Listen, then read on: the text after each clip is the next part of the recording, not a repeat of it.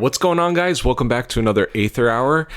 So this is a very, very special one because our game has launched as of a couple days ago. So thank you to everyone that's here in the chat right now. And if anyone is joining us, feel free to, message us in the chat, and we're happy to answer any questions that come in.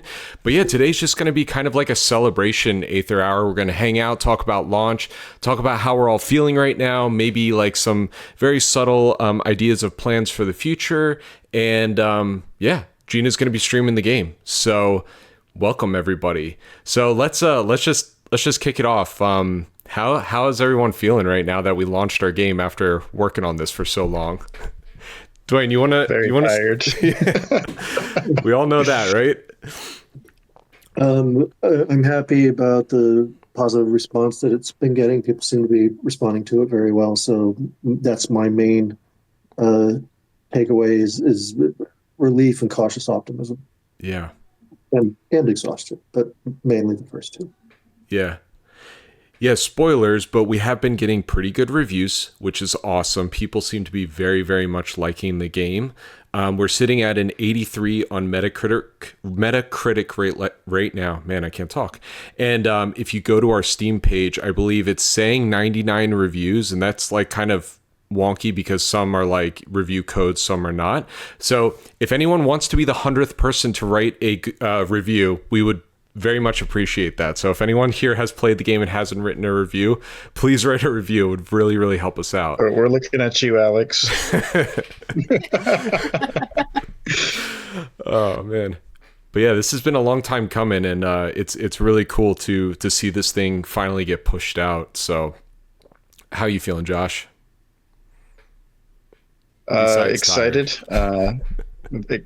Excited, tired, happy. I mean, I've spent the last few days scouring through every review that's come in, reading it multiple times, going through the comments, the discussions, all the YouTube videos, all the streamers. So it's just a complete flood of comments and feedback that we've been getting, ranging from like the obvious bug issues to ideas and proposals for things that we should add or consider in the future. Yeah. And Tyler, you must be happy too, because the story has been widely praised. People very much like the characters and the narrative. So is that a relief? It is very much a relief that people actually like the story. I think we spent so much time trying to make sure it is actually good, but also we built something that we liked, that we thought was good, and it seems people are really resonating with what's going on. They're getting sucked in. They're loving it. So it is very much a relief. And I mean, you open this whole thing with who's tired? It's like, well, I slept the most I've slept in a long time last night. I think I did around 11 hours. Wow. And I am burnt. My eyes are. I was up at 4 a.m. watching 4 different streamers like play through the game. Like, so I had to just like on the monitor just. That's amazing. Yeah. Y'all crazy. Yeah, I saw you up last night. You were late. That's my secret, Cap. I don't like go to bed and then wake up and watch streams. I just don't go to bed. There's a difference. Oh. There you go. Yeah, I can't do that anymore. Yeah, my body tells me I can't, but it doesn't get a choice sometimes. I'm burnt out from the last few weeks of events to be doing that. Oh my god, yeah, you guys are crazy going to 2 big conventions in a row. That's PAX East was more condensed as far as like meetings versus GDC, which was far more social energy burn, I feel. So definitely different types of tired from both of those. Yeah, I was gonna say it was funny to wake up the day after launch and see Gina had been replying to comments at like 3:45 a.m. I don't usually see Gina up that late, but like I jumped into one streamer's video and I'm just like, oh, Gina's been here. Yeah, I was I think up till close to 5 on the night of launch Eastern time. So oh my goodness. Yeah, I saw you up and I was like, I feel like I should like tell her to go to bed, but I don't think she's gonna listen. Oh man. And yeah, Cody, you've had a long week too, right? The QA team? Yeah, the QA team has definitely been busy trying to, help out the players that have been encountering some issues, and I think we've got a pretty good handle on a lot of stuff right now. But yeah, they've been busy kind of stretching beyond just testing the game into providing some support, and it's been good. Nice. Yeah. Yeah, it's nice to see that even if things have come up, it seems like everybody's been like on top of it immediately. Even when it comes down to comments. So it's nice everybody's been chipping in, even with the Discord. And it's cool to see a lot more people flooding into the Discord to just want to talk about the game. So is there anything anyone has seen yet? Like any, I don't know, crazy theories or just really interesting comments you guys have come across in general? Anything maybe you weren't expecting to see in terms of reception? There's been some crazy theories, but I don't want to talk about them because I don't want to spoil whether they're true or not. I feel like Gina would be in the position to see most of the crazy stuff if she's been doing all the streams. Yeah, there have certainly been a lot of fan theories coming through. A lot of headcanon romance has been going on between different characters, which I love to see. Of course, always high praise for the art and the writing and the acting and the art direction and all of those things. It's been really lovely to see. But I think the folks who are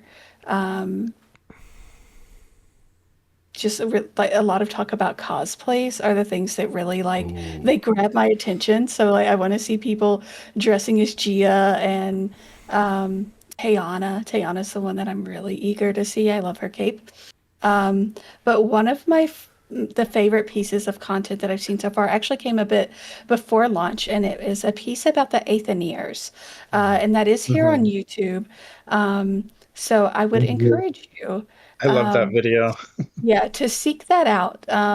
I don't fully know all of the lore on the Aetherians yet. I'm still working through some of that myself, but just the theories that that creator goes into. It was from I think late last year actually. So look for something from a few months back. But do go engage with that video. It's a really good one,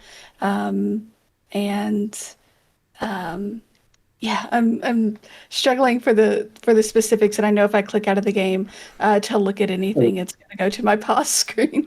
Tales of Lumen is the YouTube video for the Aetherians deep dive video essay. Yeah, really good one. Yeah, we're in such an interesting position because it's only been a couple days that the game has been out, and the game is quite long. So, a lot of people haven't. Even though we have people that have finished it, they grinded it within. What was it, Tyler? That was wild. It was in the first 19 hours we checked, and somebody had already put 17 and a half hours into the game, which I'm just like, 2 food breaks, man. right? Yeah, that's what I'm gonna say. At least they ate. Yeah. Hopefully, that is wild and extremely flattering too. So I'm glad that it's providing enough enjoyment and excitement to go through all of that, because that's a lot, man. Was this the same person that commented 8 hours in and was like, I needed to rush to my computer and write a review because I'm already 8 hours in? Or was this someone different? This was somebody on Steam. So okay. I don't know if there's anything on Discord. No, it was a Steam review. Yeah, that was the person on Steam. Okay. Yeah, no, it's I don't know. Oh, I don't know if it was the same person or not. Got it. Yeah, because that was crazy to me. That was immediately an 8-hour just burst of gameplay. But that's what you want, right? For people to get that hooked that they just want to know what happens. I love people to get that sucked into the game that they have to binge it all the way through. That's really cool. Yeah, like I said, extremely flattering. Yeah. So we're still kind of we're getting these small glimpses of reception, but I think also until people really start beating it and having full-on discussions, that'll be really interesting as well. It's I know we have a spoilers chat in our Discord for people to be able to do that, but Yeah, I imagine that's still pretty light, right? I haven't really checked that in a while. Or didn't you guys just make that channel, I think? Yeah, it's a Yeah, new that came one. up yesterday. Got it. Yeah. Yeah, Yeah, right so, now, like players are just digesting the game, and probably within the next few weeks, we'll actually start like seeing those discussions, seeing content created, people deciding who their favorite characters are. I'm really excited for fan art and fan stories. Like, That'd be really cool. Well, I feel like we have quite a few different threads for people to follow if they want to build their own thing. In fact, actually, while we're talking, it did remind me a little bit. You're talking about the Aetherians and the Aether Rats before. Somebody did ask about what the historical inspiration was. Um, I don't know if it was you, Alex, or if it was somebody else. But started talking about we pulled a lot from the Sandhogs for some of those for that inspiration, which is kind of like this for a while was this underclass of people that lived in New York that built all the tunnels and lived underground for a hot second. Um, and the type of thing that I know people are digging around for historical inspiration for stuff, and it's fun that people are curious. They're asking, they're looking for things. So yeah, I think I saw a post in our Discord, someone asking about a wiki, and I know that was a discussion we had. So, I mean, I think that's something that we can either facilitate or pass off to the community, right? You probably should have one. Yeah. There's a lot of stuff going on in this game. yeah, at the moment, I mean, we will get to the wiki, but right now we got a bunch of other things to be dealing with right now.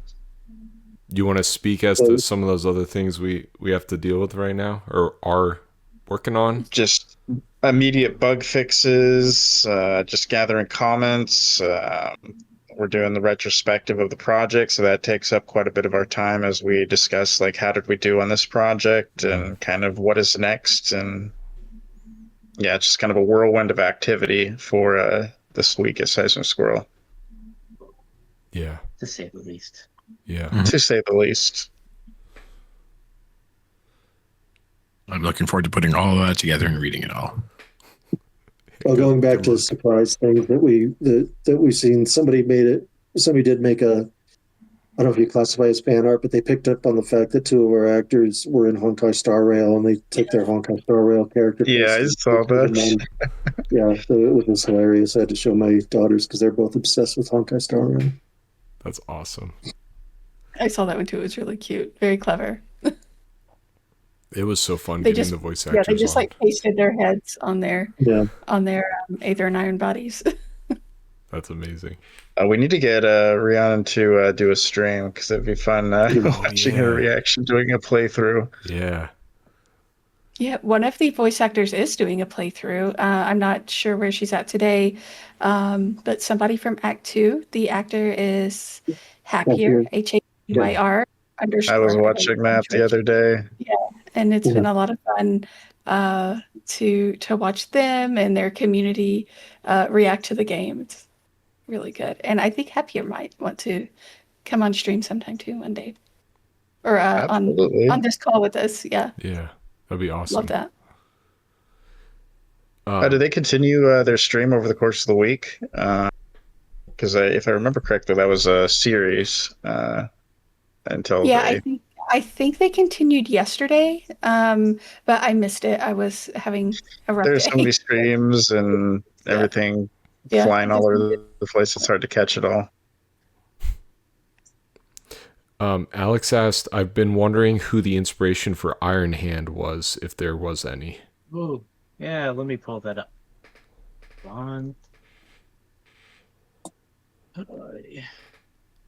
Okay, so Sam Iron Hand was kind of a collection of historical references.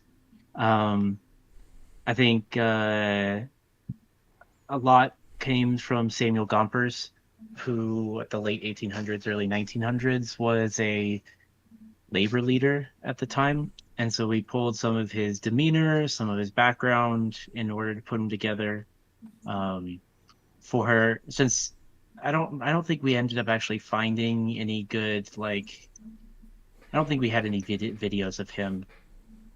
I don't think. Honestly, I used a lot of my my dad's speaking patterns in putting them together. But yeah, cool. he was the most clear labor leader unit NPC that we created. So we pulled from a lot of labor history in order to put them together. Um, yeah, I'm trying to remember if I had any fun stories about him, but I am drawing a blank. I wonder if I can go digging. I'm sure we have somewhere. I literally feel like you could write a book that's like the real life history of Aether and Iron. Honestly, There's yes. plenty. Oh my goodness. Let's see. Where is? Yeah. I have somewhere. I have a large, essentially where I dumped all my initial um, kind of research into him, but I am not finding that off the cuff. So all the fun stories I don't. Honestly, the relative to a lot of the other characters that we're putting together, I feel like his was very straightforward when we put it together, um, and so I don't remember. I don't remember some of the stories. Yeah, I'll have to keep looking, see if I can find something. Um, yeah, but as for an actual book on the stuff, I'll keep shilling out the books. But I was actually doing some reading this morning. This is the series that I've been reading. This is book 2, but I think it was the other day that I was looking at labor leaders, and I think I might have told the story, but there's one where he was a small construction labor leader at the beginning of the 20th century, and he rode around on a white horse and liked to think of himself a little bit like King Arthur, and he had like a dog that he called the Entertainer. That was like his attack dog that he would follow around with him. And the reason I don't remember if he mysteriously disappeared or simply removed from power, is when he used his influence to launch a parade celebrating himself, and it did not go over well. People were kind of just sick of it. So, yeah. Oh man, there's so many weird things that happen in history. Oh yeah. No, And let's it's see. stuff that like a story like that, unless you went seeking that out, you probably would have never known. So I think that's what's kind of interesting about this game, and what you guys did on the writing side was like you specifically sought out like who are interesting, funny people that we can riff off of.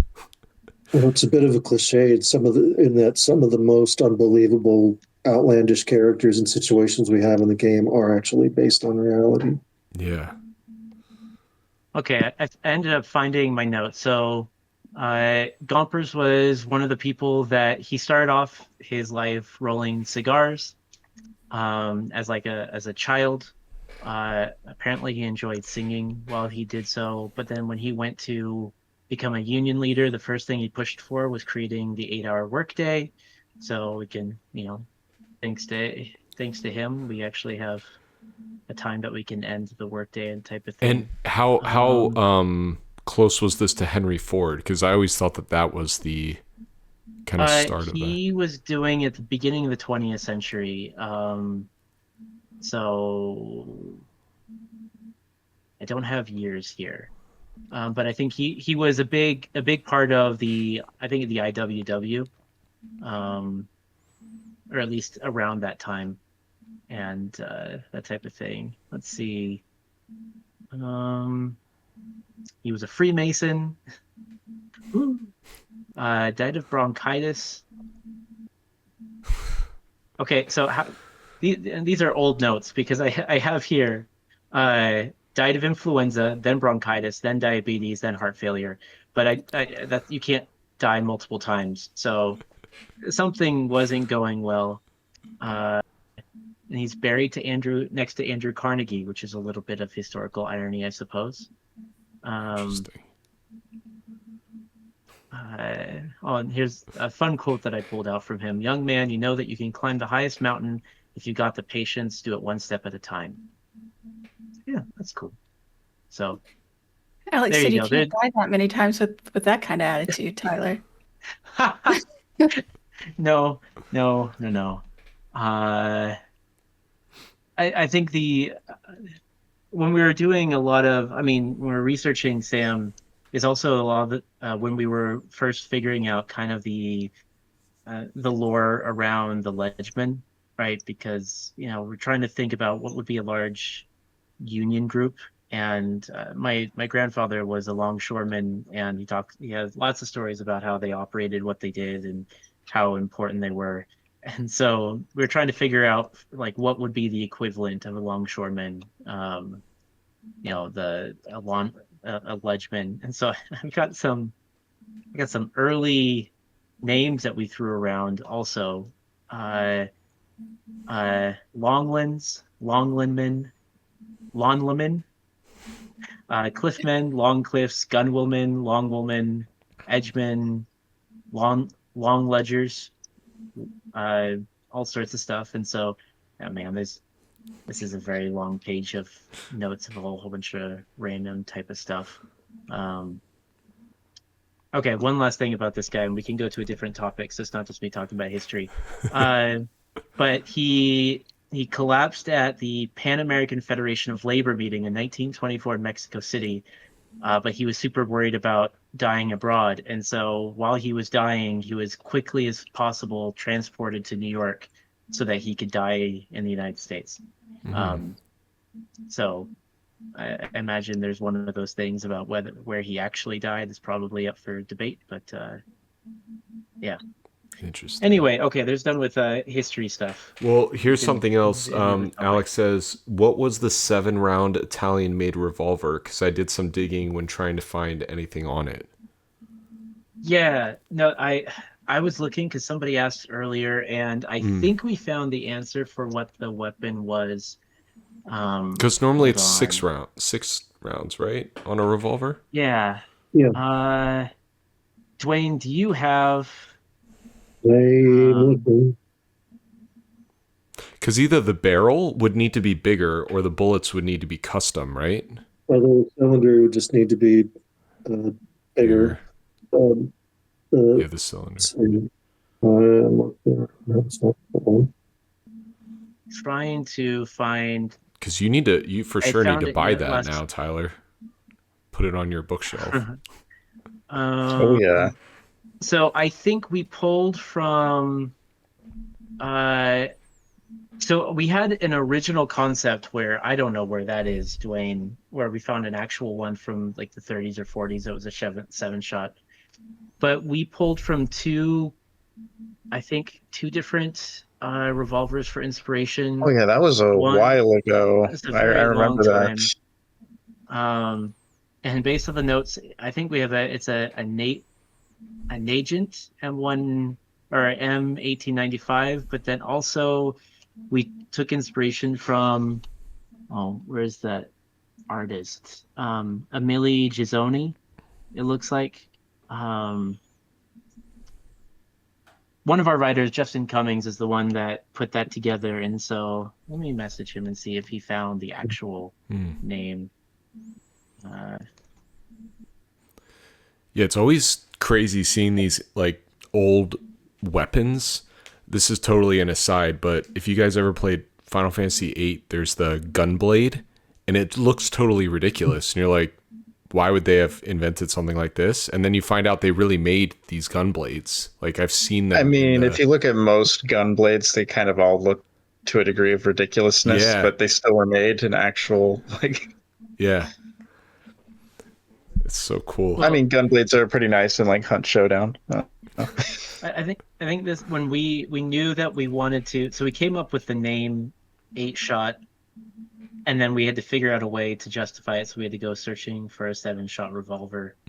And we were fortunate making Gia Italian, Sicilian, is because the Italians kind of created a whole bunch of peculiar weapons in the Well, I'm looking right now. There's an 18-shot triple barrel Italian revolver. Yeah. That's Oh, So it just looks real really quick good. for everybody who just joined, if you go to the chat that's attached to the voice channel, like you can put any questions you want there. We're more than happy to answer them. yeah, we're just kind of hanging out for launch week right now. Oh yeah, this is my one chill moment for the day. I'm just looking at what Alex is writing. And then, I mean, speaking of weapons and historical inspiration, okay, goodness. Before I should have remembered the name. I want to know what the inspiration historical connection to the Aether sledge thrower is. Look, if Thank you're you, gonna garbage go truck. there, I have something. So, despite it being a little bit later, a lot of the Aether tech comes from the illustrations of Frank R. Paul, including some of the sledge throwers. I couldn't tell you where which edition it was because he did a lot of magazines. Frank R. Paul did a lot of like magazine illustrations and covers. Let's What see, what was the era was main he? one? Do Like you the know? 40s, Okay. 40s and 50s. He did Amazing Stories and Wonder Stories. Anyway, he did a whole bunch of sci-fi stuff from the era, and so or a little bit after. And since we were saying that the Aether weaponry largely comes from the Heights, and since the Heights are meant to be inspired by what people in 1938, 1939 New York thought the future would look like, we pulled from science fiction from the 40s in order to kind of build out that look. So, I mean, at one point, I remember earlier on development, we were talking about, how cool would it be if we could just make a game that is entirely the Frank Garapal aesthetic. But after emailing back and forth with his estate for a while, they just stopped responding. So I guess we'll never know. So No, it yeah, makes you tried sense to trip me though. up. Yeah, it makes sense for the design to kind of lean a little more futuristic from the time, just based on the world and the events that happen. So I think it, even though some of the designs are a bit crazy, everyone sold it very well. So Yeah, I mean that was the entire philosophy behind the thing was keep it, pun intended, keep it grounded, keep it believable, but keep it fantastical at the same time. We went through one iteration actually right before I got here. It was fairly realistic. You couldn't really tell that it was a floating city if you were just on a street view. But then we decided to kind of heighten it and push it. And there's been the other extreme during the long course of development where it was very fantastical and very over the top and very, uh, uh, cartoony. And so we kind of tried to strike that balance of really having a lot of verisimilitude.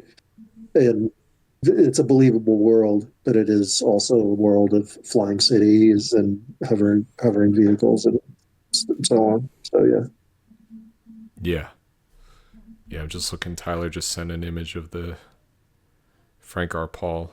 Yeah, this is cool. I do like where we landed though. I like that the designs that we have are more industrial as opposed to kind of like sleek like this. Like even the heights stuff that we see a little bit of is more the Art Deco stuff than this like kind of 50s sci-fi. Interesting. Well, I mean, a big part of it too was War of the Worlds was coming out around this time in history, and the idea of science or technology from the stars, from outside the Earth, was becoming a bigger idea, and so that was something we pulled from as well. In fact, we have some pretty cool concepts right now that are directly inspired from H.G. Wells. That's looking good. Well, I mean, you could also look at, besides just being written, there's also when it was being adapted to film at this time. And so you have some really early concepts of like from a cinema standpoint, how do you visualize people from another planet? And so he has some really, really cool stuff. And for those of you that have been exploring the root cellar, you've probably, hopefully, you found one of my favorite root cellar conversations, which is a direct reference to 1938, 1939. I can't remember when exactly, but Orson Welles did a fake War of the Worlds broadcast and pretended it was real, and it freaked tons of people out. And so we do have an ode to that, which was a lot of fun. No spoilers, obviously. Well, Yeah. I mean, you'll see. But, I mean, we considered, well, I considered, I don't know if anyone else ever considered for a split second of like, do we do the Fallout thing where, yeah, aliens are real, they're hidden, but no, that's a bit too bizarre, too far-fetched. Well, yeah. I'm curious, everyone that's in the chat, let us know how far into the game are you? Because early on in the conversation, we were just kind of laughing about the fact that some people just binged the entire game in like 2 days. So are you guys kind of chipping away, taking your time, or have you guys all blasted through it as well? Several people are typing. I don't think I've actually seen that before. Like, there's so many that it just says several. Yeah. But, to the Asimov reference, so, goodness, you just bring up all the stories. No, I don't remember if I made the note or if I just read it and moved on. But when we've talked about before about how when we were creating all these different baronies, we wanted to pull from different cultural groups. There was one little subcultural group of futurists that there's like a group of authors that were writing about what the future looked like, and they started getting really politically involved. And I think Asimov was a part of that, like really early on. And we had the fun thought experiment of what would a barony look like run by a group of writers with their heads stuck in the clouds, writing about robots and whatnot. Probably could do something pretty cool. But yeah, you triggered that memory. No, that sounds awesome. Well, as someone who worked on a Foundation-based game, I would love the opportunity to fight Asimov in Aether and Iron. That would be amazing for me. It would be so cathartic. It would be final so boss cathartic. Asimov.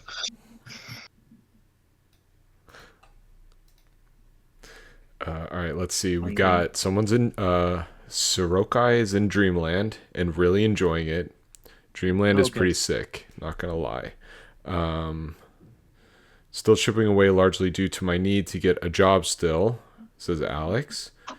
Finished the demo, now trying to start the real game. By the way, does the progress carry over? And yes, the game saves do carry over from the demo, which was nice considering how meaty the demo is. Yeah. Nice. Well, I'm glad you guys are enjoying it. We are seeing that the vast majority of people like the game, and we are all very, very happy about that. So we're feeling good. It's just now we're in kind of that mode of still, there's still people that have no idea Aether and Iron exists. So trying to market and sitting here trying to figure out what's next alongside, obviously fixing up the few things that people have brought up that need to be fixed still. And we just hit our 100th review. Yes. Thank you. Yeah, the reviews on Steam are huge, guys. So thank you. Reviews are very important, and I can promise you that we are reading through every single one multiple times, and it greatly helps with the algorithm and just getting our game in front of people, as well as providing feedback. For sure. Yeah, we want to know what you guys specifically like or weren't feeling as much with the game. That only helps us understand going forward what we need to be looking at and what we need to be doing. Because obviously, we want to make a game that we want to make, but we also want to make a game that you guys want to play. So any feedback is welcome. Saraujin says, awesome, thank you. The demo was also really full and good. Felt like a lot for a demo. And that's awesome to hear too, because demos are tricky, because you sometimes don't want to give someone too much that they feel like, I already played the game. But I feel like we kind of left the demo off with enough things to look forward to that it's definitely... I mean, as long as our game is, like, the demo's just a drop in the bucket for, like, what the rest of the game. And having such, like, we have a 2 to 3 hour demo, so anybody who is on the fence about the game and wants to check it out, like, it's a pretty chunky demo, and you should get a pretty clear idea on what the game is and if you enjoy it or not before having to put any money to it. For sure. Yeah, Sorokai says, I wasn't sure if you had changed anything from demo to launch, so restarted, not a wasted second IMO. Love the setting and the persons and the music. Oh my God. Yeah, I think for the most part, the demo is largely the same as it's been since we put it out. Be the now, shouldn't it, Cody? You made it, Cody. Yeah, there is a couple of minor changes where we changed some voiceover lines. We also added a whole bunch because if anyone remembers when the demo first launched, we were missing a few. And then the only other big thing would be that we tweaked some of the mission objectives so that it was a little bit easier to understand kind of where you had to go from point A to point B to point C and accomplish task D and so on and so forth. But largely it's the same. Yeah. I should mention too, guys, if you guys are joining us for the first time, we have been doing these every single week. We have been doing them live in the Discord. So you guys are welcome to join whenever and hang out and chat with us. We have been mostly talking about our own game, but as the weeks go on, I think we'll probably start diving into just like general game dev topics and bringing on guests and stuff like that. But Tyler, I don't know where Tyler just went, but Tyler is our narrative director. Josh is our product manager, and Dwayne is our creative director. So if anyone has dev questions, these are the guys to ask while we've got them on. So feel free. And then if you have questions during the course of the week, Gina will be gathering them up for future AMAs, or we'll just answer them in the Discord itself, which is most likely going to be the course of action. Yeah, we'll have to bring him back up for the calls though. Loads of good stuff there. I think Tyler asked about the heist for Dreamland. The heist went fine, took Route 2 and got trounced hard. Only time I had to do a full reload to switch vehicle loadout. But pulled it out after that. Nice. Yeah, that mission can go a couple different ways, and if you're not careful, because it's if you do the hardest path where you don't prepare at all, or if the different missions that you've accomplished before then and you took the worst possible routes to finish them, then you can get stuck into some pretty rough stuff. It's also best practice to always keep an eye on morale and heat and all those things that could affect any combats. But yeah, I accidentally click wrong choices in my playthrough. Has anybody who's played the game, players, not dev team, anybody die yet, or died repeatedly? And Alex has a question. He says, question for the art department. Probably Dwayne can answer this. Was there ever any considerations towards having patterns, e.g. stripes, dots, flames, text, etc. as options for car customization? Good question. It's a good question, and the short answer is no, and the long answer is no, but that's a good idea. So, we used it for a hot second, and we did try it. Remember, we had like logos and whatnot. We did have like emblems. Yeah, it just did not look good. Yeah, as far as covering if you wanted to basically turn your car into a striped vehicle or something. There's a little bit more. It would be a more involved technical challenge to implement that. It's certainly doable, but we were trying to keep memory usage in mind and asset optimization and production optimization. So it just would have taken us longer to get that in there. So it's one of those judgment calls where you have to make a choice. But if car customization is something you guys are really, really wanting, that's something that would be good to know just going forward, if that sounds really cool to you guys. Yeah, because right now, feedback is extremely important. So if enough people are providing us feedback, it adds a little more incentive to look at it and try to figure out a way to either accommodate or compare it to kind of what our schedule is. Because especially now after launch, we're going into plans on like what is next, what updates that we'll be doing for Aether and Iron, like what are the top priorities. So feedback from players is extremely important because that helps guide us in whatever direction we end up going instead of just shooting blindly into the dark. Yeah. Oh, shoot.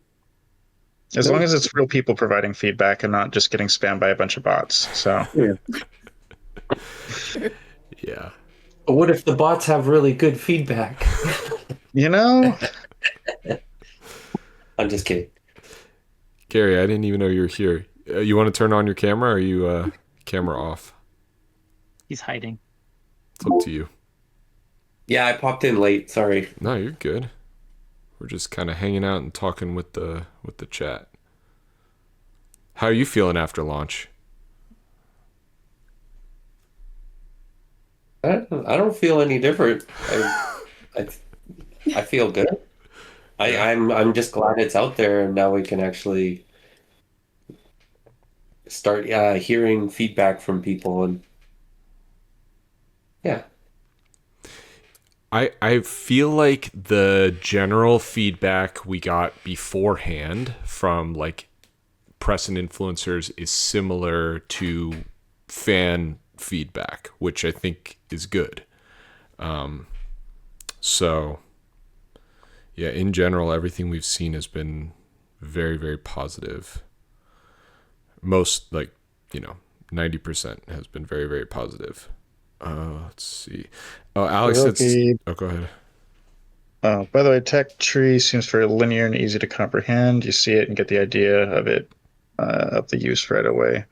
For the tech tree, we wanted to go for something that was simplistic, but still has a level of depth. You have a lot of RPGs where you open the tech tree or the ability, and it's just a massive web. What was the last one that did that? And it was either Diablo or Path of Exiles, yes. It just was intimidating to look at. I'm just like, oh, geez, I don't know what to do with this thing. Yeah. That goes back to our design philosophy from the get-go was have a lot of systems, but make them all simple in and of themselves, but they can interact. But nobody should look at any one single system and not understand immediately what it does and what it's about. They're all very basic, but the depth comes from their interaction with each other and how they all work together. Yeah, I like imagining the world where we actually took it serious. Like, what if we did Path of Exile, guys? That was never under consideration, but it'd be really, really funny. For me, I don't have an issue with Path of Exile. I just don't have the time to play and really invest in Path of Exile. I wish I did, but it's just a bit too intimidating to try to take on for me. Sartrean. My brother, on the other hand, another story. Yeah, isn't that like a 150-hour long game? Path of Exile? Yeah. It's like an infinite long game. Yes. It's live service, so it just goes on and on and on. Got it. Did we talk about Alex's question about iconography on the overworld map yet? No, so go ahead. No? Cool. So yeah, Alex asked if or mentioned that something that would be nice would be some sort of iconography on the overworld to show what the player can do at certain locations. That is definitely something that we have talked about, and I would like to try and get in, hopefully in a future update. Just bringing a little bit more clarity to actions with some of the UI elements is something we've heard some feedback about, and we're kind of discussing what some of those options will look like. Just making things more intuitive, improved UI, improved UX. Sartrian Penguin says, my first experience with the random crates spread throughout ended up with it snapping itself shut on my fingers. This resulted in me referring to all these crates as mimics, and is easily one of my favorite parts of the game when I find one. That's funny. I like that. Yeah, the thing about the skill tree that I like in our game is you can, I think after the first couple battles, you can really start looking ahead with this skill tree and immediately understand how that's going to help you. You get a feel for it once you understand how combat works. Yeah. Alex says having each RPG upgrade be something like 5% more damage with X weapon type is rather frustrating. Yeah. So another thing, and this is actually from a streamer that I was watching last night. They really appreciate you're not forced to spend your skill points. So for the first, I guess, portion of the game, well, at least the first few missions, you can just save your skill points and then allocate them later on once you get a idea or feel for how you want to actually play the game. So you're not locked into spending them once you get them. Yeah, that's a good approach. I mean, it's one valid approach among many. If you don't want to commit early, or you can go in blind and hope for the best. Yeah, the trade-off is the fact that sometimes you're like, I'm going to save up my points, and then you come across a role that you're like, man, if I would have just specced into this one thing, I would have probably save up your points, you come across that role, and then drop every point into that specific skill check. Yeah. Yeah, but then you could kind of screw yourself with combat if you aren't thinking definitely ahead. Yeah. Have you guys kind of had a favorite I don't know, like thing that you've specced into? Like, there's the one where you can sit next to the other cars and it does that debuff where they can only move backwards. Like, is there a certain way you guys like to build your characters? I really like tank and AoE builds. Okay. Like, just in general, like kind of whatever game I play, I really enjoy AoE and tank builds. So right now, Slay the Spire 2, tank and AoE. I think one of my I have two things that I like to upgrade into entirely superficially, or for superficial reasons. One, I like specking into Daredevil because Daredevil checks are meant to be like kind of silly and over the top, and that's just fun. I can't actually remember the practical reasons of it, so it's purely for roleplay purposes. For the one, I guess, practical thing I enjoy doing is the one with the bootleg turn where you get to drive backwards because you just feel cool. Yeah. But I play via vibes. Like I don't. It's not purely vibes. Like I don't just go. Like I try to do some sort of strategic planning on what would be helpful and whatnot. I guess how I've played this game so far has just been like, ooh, cool, and going from there. Yeah. Okay, getting your free jump damage. Like I just love the idea of flying my car over another one and reaching out and dropping that grenade on them. That's probably my favorite thing to do in the game. In the combat. That's cool. Yeah, I feel like I usually prioritize health and AP just because I feel like you can drain your AP in this game pretty quickly if you're not paying attention. So I like to have an abundance of it. Let's see. Where is everyone saying? Oh. Archie says hi. Oh. Hi, puppy. So the golden dice are used for respec or for a universal reroll. are there a lot of those dice appearing throughout the game, or is there a way that you can run out of off chances to respec? A lot is a very nebulous term. They're out there, but there are some. Yeah. So I mean, as far as running out, there's no point of no return of getting them. They're not everywhere, so use them wisely. And Sartrian Penguin says, Grease Monkey, the regen is a must. Yeah. Alex, I'm on board with you on that one. Well, keeping Cress alive to keep you alive when the opportunity, that's a must. Every time I lose Cress, I'm like, well, I guess I'm gonna die now. Yes, as I died 3 times so far this stream. I mean, if Cress is gonna go, she's gonna take out as many enemies as possible. Yeah. On the way. Alex likes to spec into Smooth Talker. Best way to win a fight is never needing to get into it. Yeah. We do try to find ways to get out of most fights if you're keeping low heat and you're just stock up on nitro. Yeah, you can get out of stuff. Yeah, I got into one though with the guards, and I didn't have one of those nitros yet, and those fights are hard when they're. Was your heat high? Yeah, my heat was a high heat guard fight. Yeah. You'll be getting a lot more challenges, and then also if you probably it's an early game spoiler, but if you pissed off the cabbies and your heat is high and all this other stuff, you're gonna be having a hard time. Sorokai says currently Gia as DPS and Cress as healer. Just got to the next person. I've been looking at cars and layouts to see if anything I find can be used into that. Nice.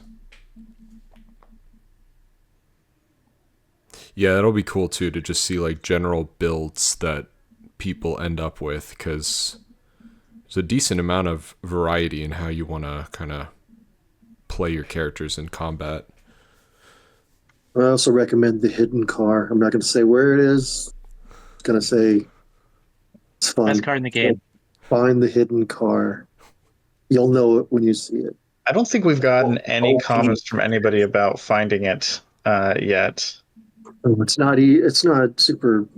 Like, it's not just sitting out in the road to stumble across. You gotta. I'm trying to think if there's some sort of riddle. Do we have a Steam achievement attached to that yet? No, I don't think so. Okay, that's a must. We need to get that. Okay. No, wait, no, that might give away too much. No spoilers. Okay, it's in Dreamland. It's in Act 2. Oh, you're narrowing it down. Well, look, I've got to get something here. That's it. I won't say anymore. I would be like, it's in the game somewhere. I won't say anymore. No, that's it. That's the price for the people who watch the devlog. Yeah. Thanks for watching the Aether Hour. Act 2. Off to Dreamland. And we'll definitely be adding a Steam achievement to getting that, because I want to know how many people are actually getting it.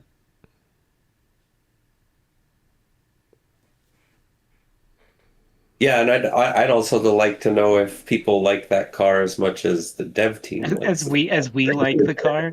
Yeah, everyone could absolutely. You will like this car, or else you better like it.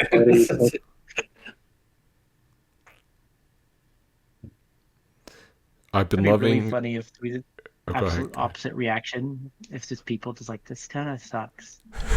they hyped it up like this cool and fun, and then they get to like, yeah. What were they thinking? Yeah.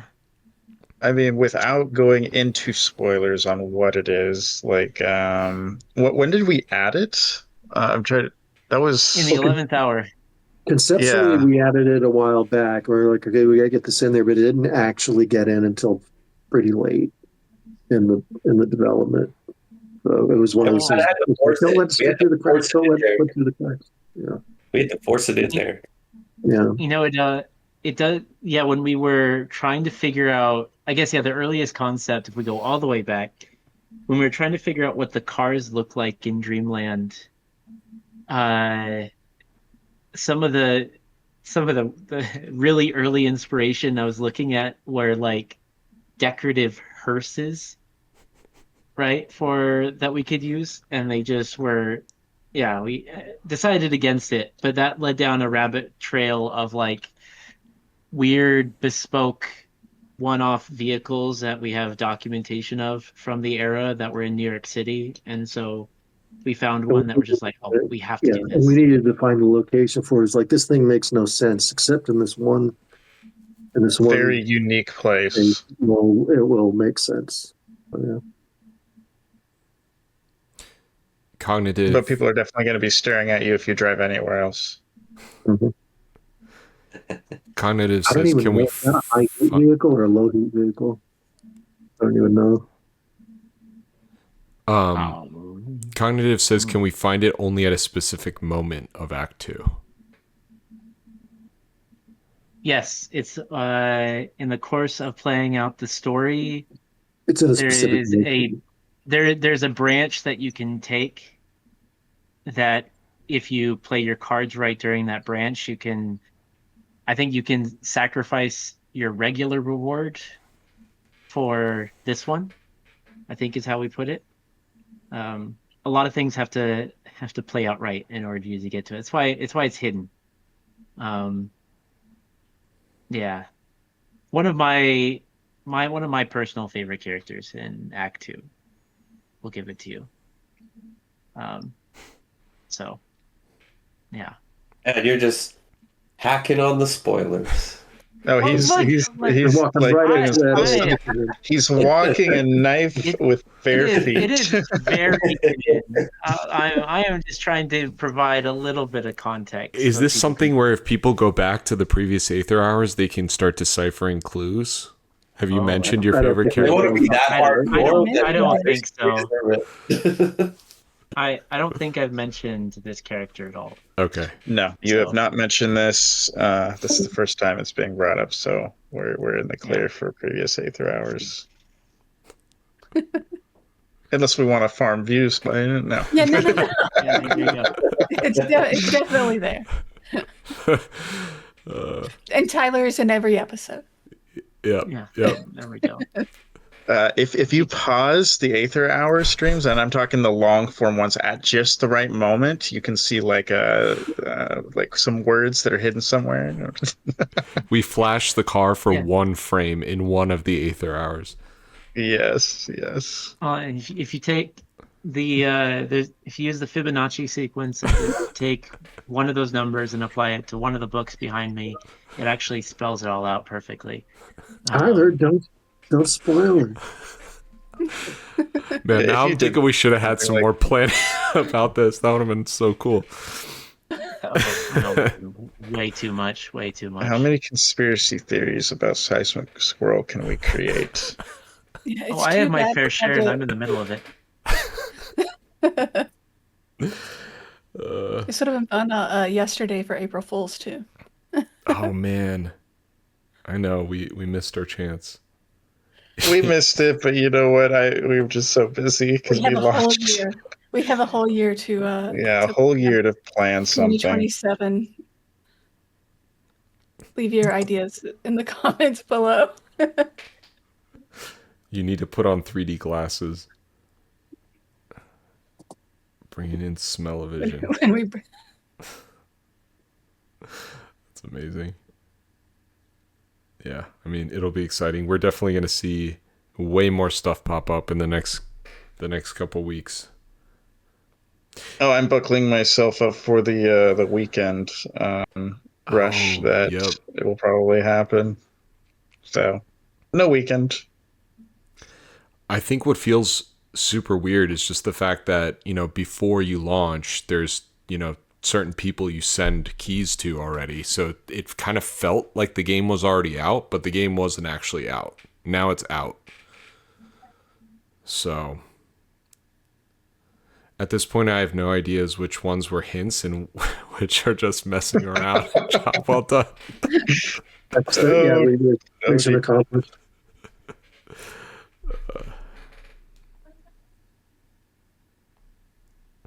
You'll just have to keep playing the game until you find the car, right? Mm-hmm. Over and over again. Yeah. 500 hours into Aether and Iron. Or just Dreamland, I guess, since Tyler spoiled it. Yeah, come on. I'm trying to be kind to the player. Like when we first set everything in motion, it was one thing that at least the narrative team wanted to do is want to try to be kind to the player where we could. Yeah, do not punish the player. That's a good all-around philosophy. Unless they want to be punished, and that's why we have high heat. That's why you have hard mode and permadeath. But in general, the majority of players is you're playing to de-stress and not stress yourself, wind yourself up more. Wait, Gino, wasn't there a streamer that was trying to play the game on permadeath, trying to get through it? Yeah.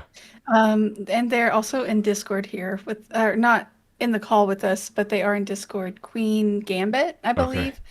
Okay. I think after 8 or 10 deaths, they went to bed. Oh no! That'll also be interesting. Do we have a achievement link to that? Like a permadeath? Getting all the deaths. We will be adding a lot more achievements. No. There's no like difficulty-based achievements. Gotcha. Or anything else like that. Mostly because like for the achievement hunters out there, generally you don't want to like have a super hard skill cap like that. Like generally the industry's kind of moved away from difficulty-based ones or like use something like X amount of times, which we have a few of, into more like challenging ones that are like approachable by a lot of different players. Didn't somebody propose or ask the other day about is there an achievement for like you get every single death possible in the game? Someone brought that up of like, yeah, you find all the like game over states, like all the death states in the you die in every way that dying can be done. Yeah. That's the kind of stuff like where you don't necessarily know where to track it down, but like, yeah. That's the kind of stuff. Although every death state isn't actually a death. Some of them are other situations, game over situations, but they're not all death. Fail states. Yes.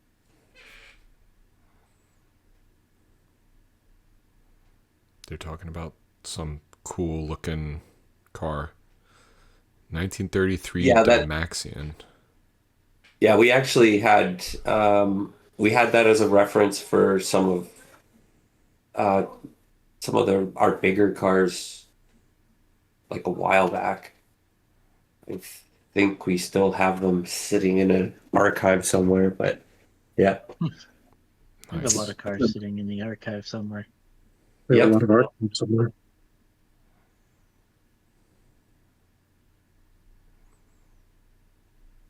Just watching the chat. Where are we at? We're about at an hour. Does anyone else have anything to say? Any last to cap questions? off launch week? Or any last questions?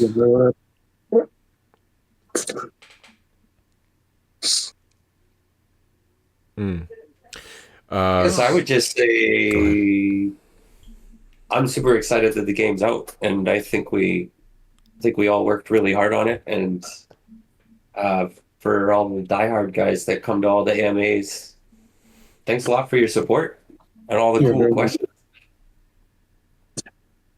Thank you for playing our game. Yeah, thank you everyone. From Sartre and Penguin, there's been very successful physical media extensions for games lately, art books, concept designs, interviews, and discussion. Are there any plans for anything of that nature on top of the digital art pack we got? We'll let you know. No, there's a spoiler-free AMA, so sure. Keep your eyes out, I guess, is what we should say. Keep your eyes out. There are conversations. There are whispered discussions. Meetings. The darkest recesses of Seismic Squirrel. Yeah, and in terms of interviews, if there's anyone who wants to speak with folks from the team, I know Tyler and others on the team are always willing to sit down and have a chat. So if folks want to speak with our team, we're certainly open to that. We're around. I mean, honestly, for like the next, I don't know how long, you might be able to find me just in the Discord voice chats if anybody wants to pop in. And Penguin was also streaming the game on lunch. Nice. If that's the same person, I can't see. All the names are truncated because of OBS. But.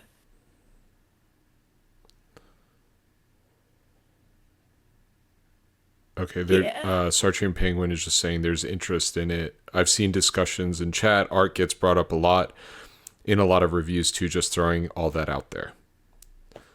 Yeah, we're catching what you're throwing out. So we're smelling what you're stepping in.